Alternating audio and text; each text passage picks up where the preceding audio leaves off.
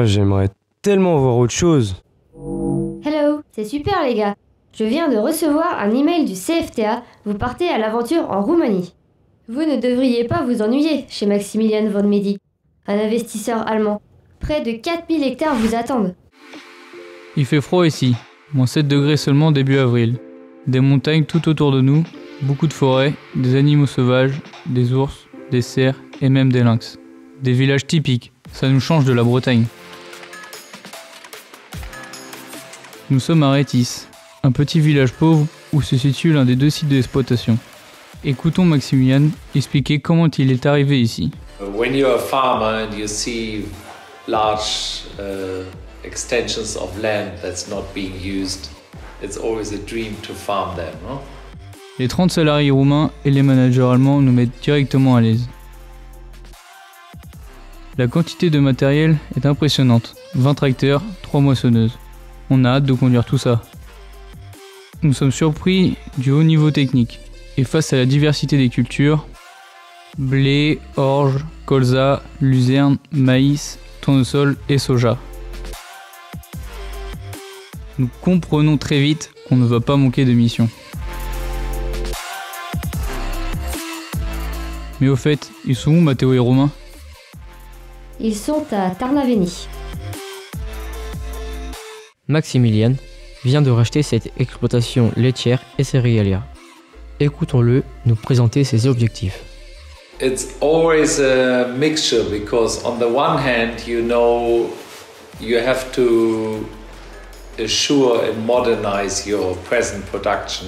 If you don't buy the land and you always a tenant, you are never sure if future changes will put your farm at a risk. You never know if it's good to grow and keep on growing, but on the other hand, you know, you want to use your productivity to farm more land.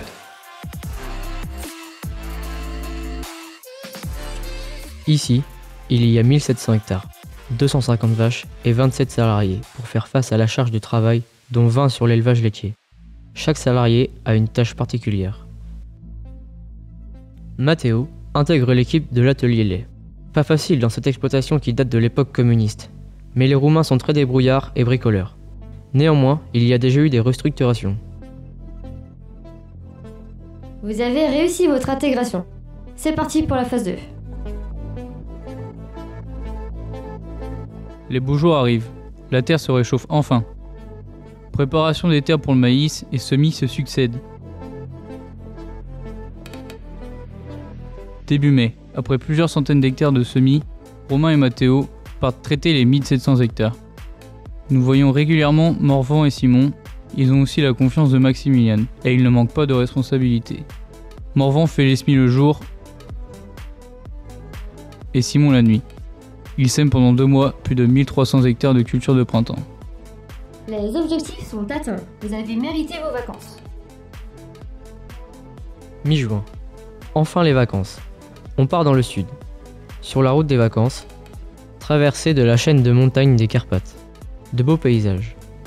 À mi-chemin, nous décidons de nous arrêter à Bucarest pour 3 jours. Arrivé dans la ville, l'écart de mode de vie avec la campagne est criant. Nous découvrons les monuments démesurés de l'époque Ceausescu et l'importance de la religion. Nous profitons de l'Euro pour assister au match dans les bars et également de l'ambiance qui régnait dans la rue, où nous rencontrons des étrangers avec qui nous sympathisons. Puis, direction la mer Noire, où les managers nous ont conseillé de partir en vacances. Une fois arrivés, pas de chance, la pluie s'invite. Nous décidons de louer une villa avec une piscine, où nous passons la plupart de notre semaine. Message de Maximilian. Les gars, il faut rentrer. La moisson vous attend. Simon et Matteo partent dans le sud. Ils se rendent dans une ferme de 13 000 hectares pour effectuer une prestation de service avec la moissonneuse de Maximilian. Une expérience folle, sur une île entourée du Danube, accessible uniquement par bateau. L'exploitation possède 7 000 hectares sur cette île. On moissonne des parcelles de 300 hectares à 700 hectares à 6 machines. Une fois la moisson finie ici, Nous parcourons 400 km avec la moissonneuse et nous retrouvons Morvan et Romain. La moisson continue dans les pentes avec une machine qui n'était pas du tout adaptée aux parcelles. Romain continue la pulvérisation. Morvan et Mathéo font les ensilages de luzerne et les foins, destinés à l'alimentation des vaches.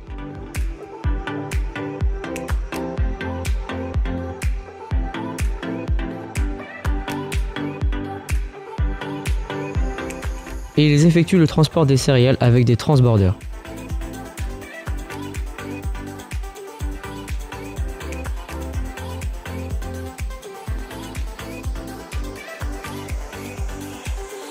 Le stage touche à sa fin, dernier périple à travers la Transylvanie, la route Trans-Fagaras et la chaîne des Carpates. Visite de la cité médiévale de Sighisoara. Avant de reprendre l'avion à Bucarest pour revenir à Paris. Coucou! Maximilian est très content de vous. Vous avez très vite appris. Bonne adaptation au pays. Il a hâte de vous revoir. Félicitations les gars, vous avez bien progressé.